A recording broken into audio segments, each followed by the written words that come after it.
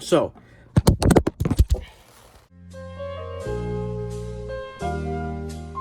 hey you guys, what's up? Danny and Leah's back again doing another video on the Spider-Man Classics Venom. And to start off, guys, I picked this guy up off of eBay. Cost me about like 45 to 50 bucks, somewhere around there. Didn't cost me too much, as this guy usually goes for like maybe like 60 to 70. But yeah, I got a pretty good deal on him. It's just a very good Venom. It's a proper Venom. I'll go into more detail about this guy, but yeah, let's just get right into this review. As for accessories for this guy, he actually came with a missile launching effect thing, which had like a Venom head on it, but it was gimmicky. I didn't like it. I don't care for it, you know, that I don't have it. And this guy has one feature on him that really bugs me, and it's this piece right here. This is the biggest flaw of this guy, and might as well get it out of the way. So this big bulging button that's coming out is the whole, like, I guess, selling point of this guy. That is literally it. That is the only thing. And I'm really trying to push it hard too. And it kind of hurts my finger. But yeah, that is just terrible. That's all he does. It would be better if like his, you know, jaw went super down or super. Point being, it is just annoying and I hate it. And sometimes it just makes me wanna. Yeah, I'm just kidding, guys. I don't wanna shave this guy off. I'll keep it intact. As for painting and sculpting on this guy, it is done very well. The sculpt work is done a lot better than the paint, if I'm being honest with you, because there's certain areas where it's like fuzzy, like in that corner you can see right here. It's a bit fuzzy. And same thing with like the back area. You guys can see on the edges, it's very fuzzy for some reason. And as for the mouth, the teeth look good overall. It's just there's some scuffs here and there, and that's due to aging. You know, this figure's aged quite a bit. So that's totally fine. I could touch it up if I wanted to, but it looks very good. Yeah, as for sculpting, the sculpting is perfect actually.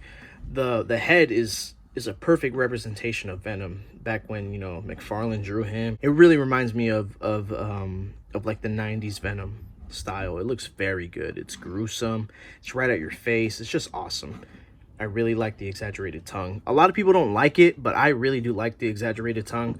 That's what makes Venom Venom. So yeah, I will admit the arms are kind of, they're kind of bulbous, or they're bulky, which is good because Venom is a bulky dude.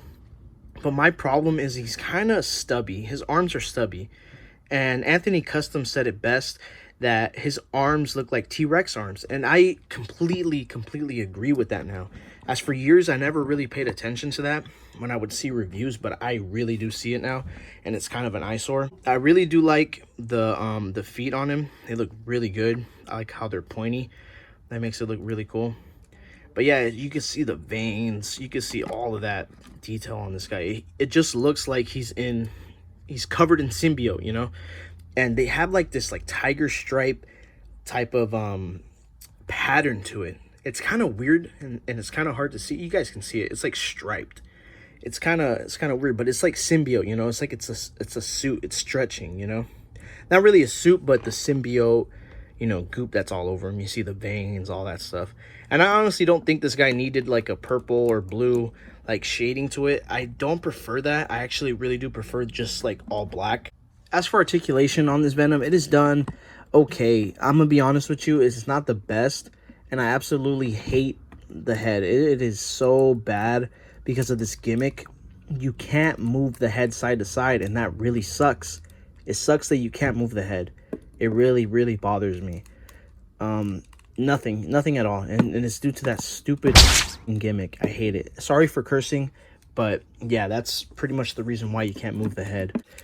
The arms are pretty good. The shoulders, considering how bulky they are done fairly well. The movement, bicep swivel, single jointed elbow, which is okay. I wish it could move more at a 90. And then he has a wrist swivel, which is okay. Up and down at the wrist as well.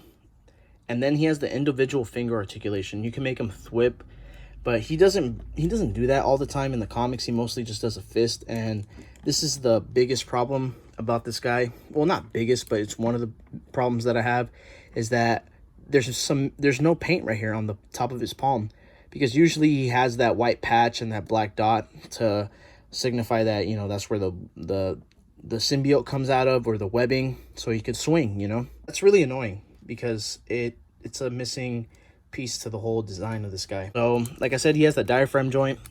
It doesn't move that much far forward or back. It's kind of limited. It could pivot a little bit. You get a waist swivel, T-jointed hips. They go this far forward, a little bit far back. A good somewhat of a 90, you know, going to the side. Upper thigh rotation, double bend at the knee, no boot cut calf rotation, which sucks, and I'm missing that a lot on this guy.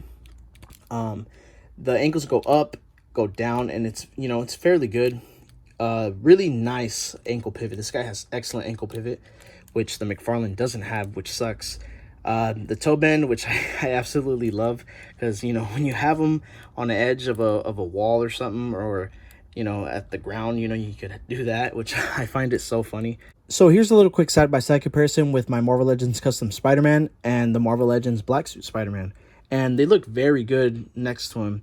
And like I said, I will make a custom of this guy, but with this body mold, and it'll look perfect. It'll absolutely look perfect with these two. And this is exactly what I was talking about, that they should have added on his palm. So here's the last side-by-side comparison with the Spider-Man Classics Todd McFarlane Spider-Man, and he looks very good with this Venom. I like the whole contrast with the bulkiness of the Venom and the scrawniness of this Spider-Man. It's just perfect with these two. They're complete opposites. So the final verdict for this guy, he is quite awesome, and he is easily one of the top figures in my collection. He is such an eye candy to look at when you put him on the shelf. He stands out a lot compared to the other figures. However, as for playability and fun factor of this guy, it goes down a lot, considering the fact you can't move the head, and you get that big button in the back. It's so annoying. It's hard to take pictures of this guy because of that, and it stands out like a sore thumb. And also, you know, the paint that's missing on the top of his hands, you know, those patches, that's very annoying how they missed that design. One more issue, I don't mean to bash on this guy a lot, but I do have to be honest with you. I just wish his palms were open a little bit more, because you can't get those, you know, those choking poses, the way he, you know, holds Spider-Man by the throat. It's kind of hard to get that, to execute that on this guy, especially on this hand right here. It's very closed, but, you know, you can make it work, but it's something to point out. It's kind of hard to execute that pose with this guy. But overall, this guy's awesome.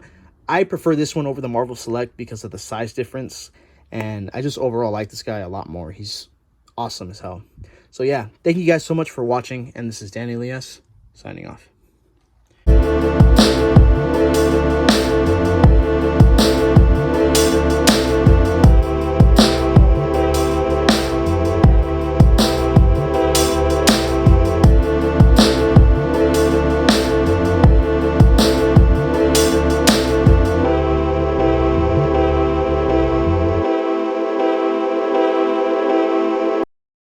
I didn't know I just had this own talent. It's hard for me to grasp it. It's just hard for me to even manage. It's hard for me to go ahead and just rap without a panic, cause I just start to have a lot of flashbacks of things from the past, like